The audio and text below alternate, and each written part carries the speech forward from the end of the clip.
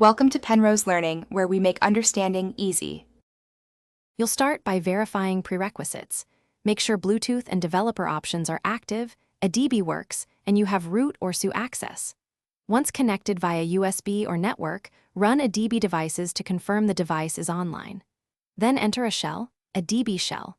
If you only have temporary elevated access, escalate now with SU. These steps let you change kernel parameters or sysvs entries. Without them, you cannot reliably disable hardware offload, so don't skip verification. Now perform the change. In your root shell, search for control nodes under /sys/module or /proc using ls and grep for A2dp or offload. Once you find the control file, echo 0/path/to/node to disable hardware offload or use setprop persist. Bluetooth. A2dp offload 0 when the property exists.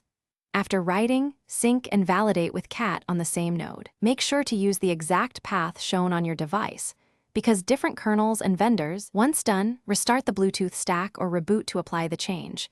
SVC Bluetooth restart or a full reboot works.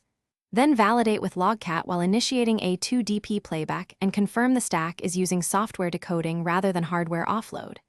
If audio still offloads, make sure the control node persisted, check file permissions, and inspect dmesc for module reloads. As a troubleshooting tip, if something breaks, revert your write, restore original property values, and reboot before trying an alternative control node. Thanks for watching. If this was helpful, leave a like and consider subscribing. See you next time.